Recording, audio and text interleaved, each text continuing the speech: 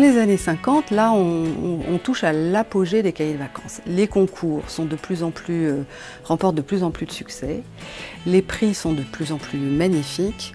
Le summum, je crois que c'est 1956, où le premier prix était une Renault 4 chevaux. Et puis après, il y avait d'autres prix, des vélos, tout un tas de choses. Bon, dans les années suivantes, on est revenu au vélo parce qu'il y avait beaucoup plus de vélos et ça faisait plus de gagnants, plus d'heureux. À l'époque, j'étais à l'école, j'entrais à l'école, à la grande école.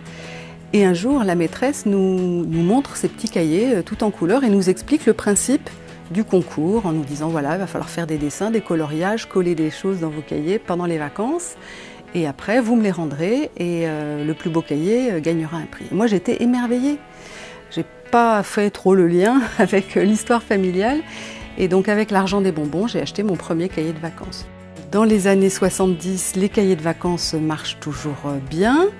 Apparaissent quand même quelques concurrents, il faut bien le dire. Et du coup, les cahiers évoluent, se modernisent. Il faut se battre sur le plan commercial, on n'est plus tout seul. Mon père, qui était alors jeune éditeur, Louis Magnard, fait une tournée en librairie. Il m'a raconté qu'en arrivant chez Jacques Plaine, le grand libraire de Saint-Étienne à l'époque, il essaye de placer ses cahiers de vacances, ses cahiers Loulou et Babette, mais ça devient difficile, il y a des concurrents, il y en a d'autres. Et alors il se met à s'écrier dans tout le magasin, mais vous savez, le loulou des cahiers de vacances, c'est moi. Et il a pu comme ça obtenir une belle commande.